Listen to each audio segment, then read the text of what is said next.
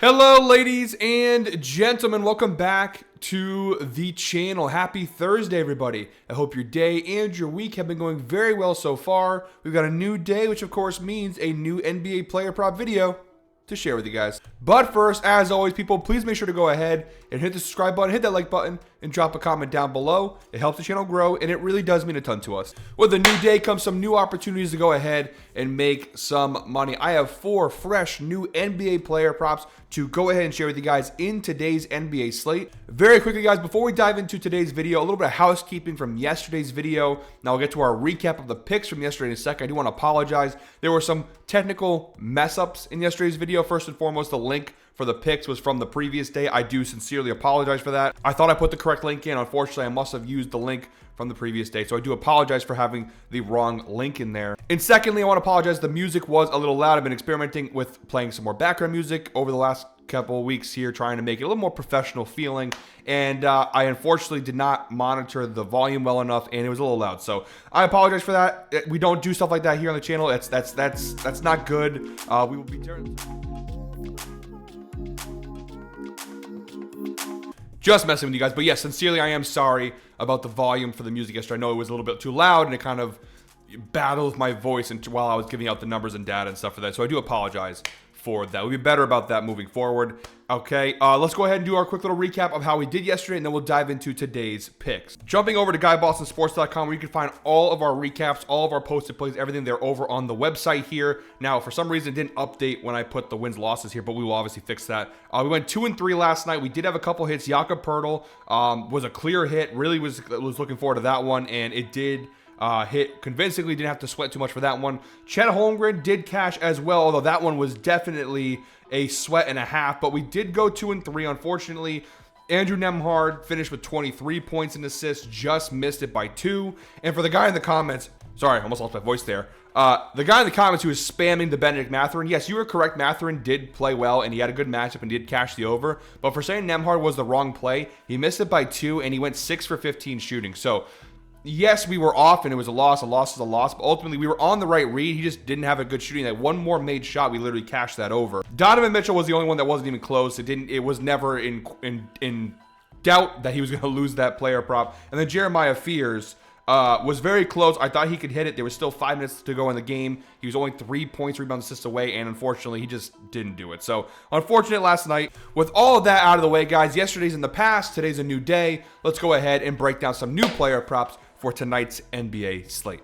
All right, guys, jumping over to the outlier screen, our first player prop in today's video comes from the Clippers Magic game, 7 p.m. tip-off tonight. We're going with John Collins of the LA Clippers under 19.5 points plus rebounds, which I am grabbing for minus 106 odds over on FanDuel. So pretty good value on this player prop just off the start. Obviously, minus 106, that's what we like to see.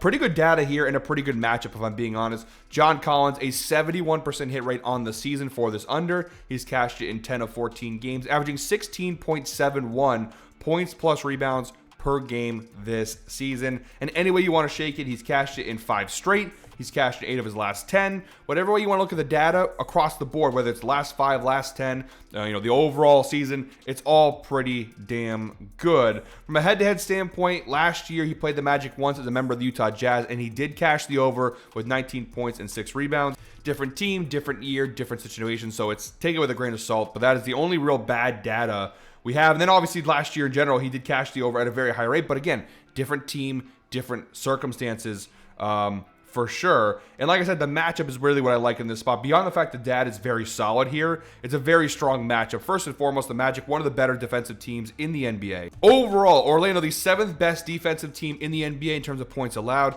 6th best team defensively in terms of rebounds allowed. We narrow that down to the power forward position, which is where John Collins plays. Number 1 defense this year in points allowed to power forwards. 4th best defense in terms of rebounds allowed to power forwards. And if you look at the last 7 games, you narrow the data down, that doesn't change. Orlando's still one of the best teams. They're still number 1 defensively in points allowed to power forwards over the last 7. Rebounds, not as good, but still top 10 in terms of rebounds allowed. So even if you narrow it down to the last 7 games, it's still a very good defensive matchup spot here to take John Collins under. If you scroll down below here to power forwards, now you do see the last 2 games, Draymond 18. But again, for us here, for our purposes, 18 obviously cashes that under. Kevin Durant and Jabari Smith both had pretty big games. But prior to that, you do see a lot of unders here with some good players, including the likes of like OG Anunoby, Jeremy Grant cashing their unders. So it's a pretty good spot here. And last but not least, the insight provided by Outlier. John Collins has failed to exceed 19.5 points plus rebounds in 4 of his last 5 games versus top 10 defenses for points allowed, averaging 16.2 points plus rebounds per game over that 5-game data range. And before you guys bombard me in the comments, I understand the Clippers, a lot of injuries right now. You look at the injury report, we know Kawhi Leonard's out, Derek Jones Jr. is out, Jordan Miller, Bradley Beal. Obviously, the ones that really are important to us here is the fact that Derek Jones Jr. and Kawhi are both out, because obviously those are both forwards that would probably, take some opportunities away from John Collins. He's going to play a lot of minutes. He's going to get more shots because, again, this Clippers team dealing with a lot of injuries. But even regardless, I don't really care, so to speak. We saw last game versus Sixers. That was the first time, the last game out, where he had no Kawhi and no Derek Jones Jr., and he still cashed the under with 11 points and 7 rebounds. And looking at his minutes played and whatnot, wasn't too different. Okay, he played 27 minutes. So it's not like he had a huge, massive uptick in minutes. And it was a close game. He took 8 shots, shot 3 for 8. That's my thing. It's like, I just, even when there's been no Kawhi or no Derek Jones Jr., we haven't seen enough uptick in his volume for me to be scared of this under. So I like the under here, 19.5 points plus rebounds for John Collins. Moving right on here to Grizzlies, Kings, 8 p.m. tip-off. I actually have 2 player props coming from this game. My first of 2 coming from the Kings-Grizzlies game. We have Zach Edey here, over 21.5 points plus rebounds, which I'm grabbing for -129 over on DraftKings. I'll be honest with you. I'm going to level with you right away. The data is not good in any aspect of this player prop. Now, granted, he's only played 2 games this year, so obviously he was hurt to start the year. He just made his season debut just 5 days ago against the Cavs on November 15th. Now, you do see he failed to cash the over in both games this season. That being said, though, he's been hovering around that line. Okay, his first game of the year, he had 13 points and 7 rebounds versus Cleveland. And then last time out, just 2 days ago versus the Spurs, he had 11 rebounds and 8 points. So again, their losses are losses. I understand that, but he's averaging 19.5 points plus rebounds over his first 2 games. And even when he's missing it by 2 points slash rebounds, 3 points slash rebounds. He's right in that ballpark here. And this is his first couple games. He's going to get in a better groove as the year goes along. I expect him to get more minutes, more opportunities. The opportunities is the big thing here. Now, obviously, we know John Morant continues to be out for the Grizzlies team, but it also looks like Jaren Jackson Jr. is doubtful. Look at all the injuries the Grizzlies have. Scottie Pippen Jr., John Morant, Ty Jerome, Brandon Clark, Jaren Jackson Jr. All of those guys look to be out in this matchup versus the Kings tonight. That means someone's got to take over those opportunities. Now, they have some other guys. Obviously, Coward's been really good this year. Santi Aldama will get a bigger role with Jaren Jackson Jr. being out. But I do think Zach Edey, especially taking the matchup into perspective, is going to have a pretty big game here. So beyond the fact that you have no Jaren Jackson Jr., no John Morant, all the guys I listed, all those guys are out, which means naturally Zach Edey is going to get more touches. He's going to get more work, specifically on the offensive end. From a rebound perspective, he's going to get at least 10 rebounds in this game. What we need to do is have him score points, obviously. And I do think, considering everything, he's going to score points. And I'm kind of stalling here, but the matchup is really to die for here. Beyond all the injuries here, the Kings overall this year, 18th in points allowed, 28th in rebounds allowed to the center position. However, if you narrow the data down to the last 7 games, the Kings are giving up the 4th most points in the NBA to centers over the last 7 games, and they are still bottom 10 in rebounds. So it's a really good matchup overall here for Zach Edey. If you do scroll down below and see what centers have been doing against them, you do see a lot of green. Isaiah Hartenstein, Chet Holmgren, Luke Cornett. You see a lot of centers with the green there. Jokic just not too long ago, about a week ago, a little over a week ago, had 50 points plus rebounds. Not saying Zach Edey is Jokic. Let's relax. But you understand my point. You see even the backup centers. I mean, Naz Reid, Luke Cornett had 24. If Luke Cornett can get 24 points plus rebounds against this team, big boy Zach Edey should be able to go ahead and get it. He is a monster down low.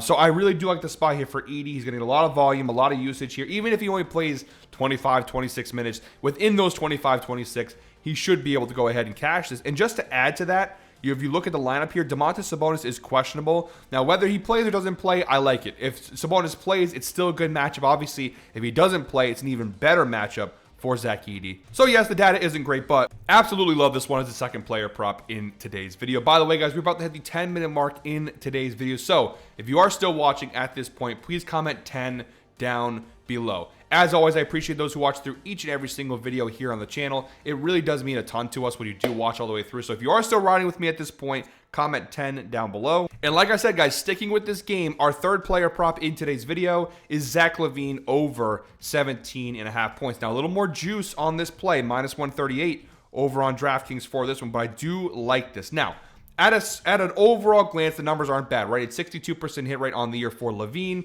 He's averaging 21.54 points per game this season. As you can see, though, he had a very hot start to the year with 6 straight cashes to open the season. And then over the last 7 games, it's really fallen off big time. Okay, he's failed to cash the over in 5 of the last 7. Now, why would I tail a guy who seems to be getting cold? Well, let's look at the matchups over those last 7 games. Now, you do see a couple cashes there versus Minnesota. Twice he actually cashed the over. The Kings have been bad, but they've had a pretty brutal schedule over the last 7 games. Look at Denver, OKC, Minnesota. Denver, Minnesota, San Antonio, OKC.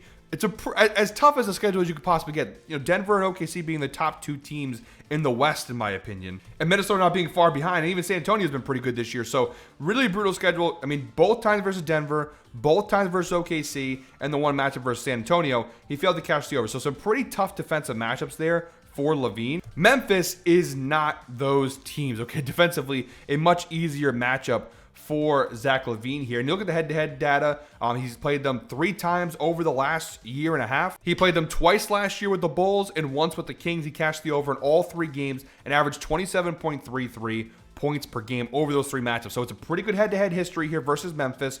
Pretty good data still overall this year. And even in the games where you see he's missing, he's still averaging about 15 shots per game. Again, the last few games, the matchups haven't been great. But you also see the insight provided by Outlier. He's exceeded this line of 17.5 points in 10 of his last 13 games on the road, averaging 24 points per game over his last 13 road games. So a lot of numbers pointing to this spot. And of course, the overall defensive matchup. The Grizzlies 20th in the NBA in points allowed in general versus shooting guards, 23rd. And if you narrow that down to the last 7 games, it's still a bottom 10 team defensively versus shooting guards, 4 points allowed. So it is a very good defensive matchup spot. He takes a lot of shots. He makes a decent amount of shots here. Look at the past shooting guards versus Memphis here. You do see Donovan Mitchell, big game. Derek White had a big game. Ajay Mitchell. I mean, you're seeing some guys who are like not, you know, on the lower tiers. Like Anthony Simon's on this list, but he's been playing point guard mostly for the Celtics. So, he's been switching back and forth, I guess.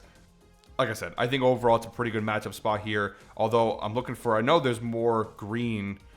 This is a great tool going back and looking at past shooting guards, but the problem is it puts a lot of the bench guys in there. So it's like it looks a lot red, but if you really look at it, the guys who play big minutes do typically hit the line. You see, like Isaiah Joe is not a huge player for the Thunder. Neither is Alex Caruso right now. Look at their lines. The lines kind of paint the picture, but you get what I'm trying to say here. Memphis, not a very good defensive team versus shooting guards. Zach LaVine, good matchup, good player, good shot maker. I'll take the over here for Zach LaVine. All right, guys, our 4th and final player prop in today's video comes from the Sixers-Bucks game, 8 p.m. tip-off tonight. We had Tyrese Maxey of the Philadelphia 76ers over 39.5 points plus rebounds plus assists, which I am grabbing for -110 over on BetMGM, best odds available to me. So pretty good odds here is Tyrese Maxey over 39.5 PRAs. And as you can see down below here, the data is fantastic here. 79% hit rate on the season for Max. He's cashed it in 11 of 14 games, averaging 44.43 PRAs per game this season. And even when he's missed this year, he's hovered. You see this game, 39 PRAs, right? He missed it by 1.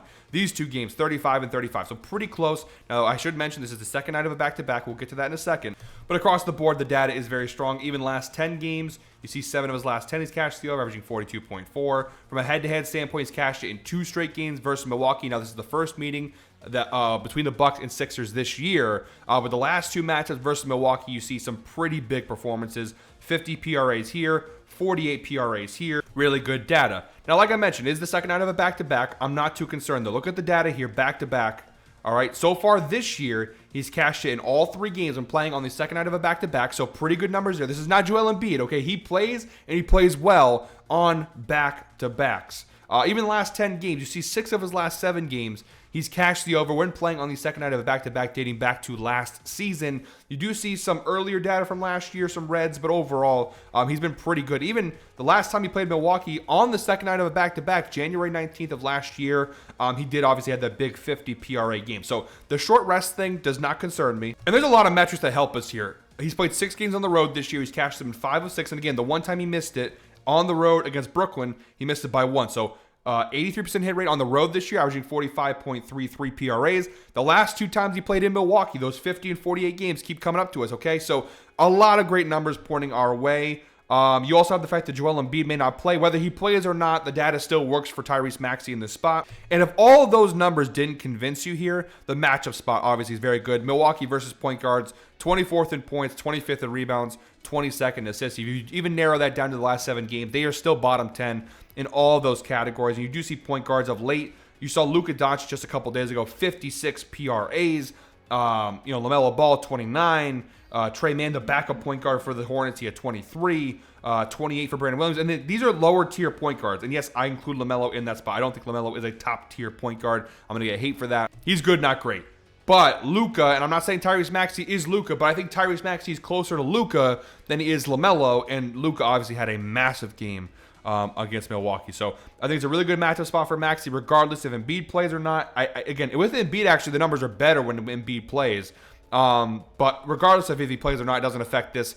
Short rest, doesn't matter. Just a really good spot to go ahead and tail Tyrese Maxey. Guys, that is it for me today. Thank you very much, as always, for watching. One more time, please make sure to go ahead and hit the subscribe button, hit that like button, and drop a comment down below. We're back tomorrow with our Freaky Friday 5-leg parlay. Until then, guys, I hope you're all winners. Enjoy your Thursday. Let's go ahead and make some money.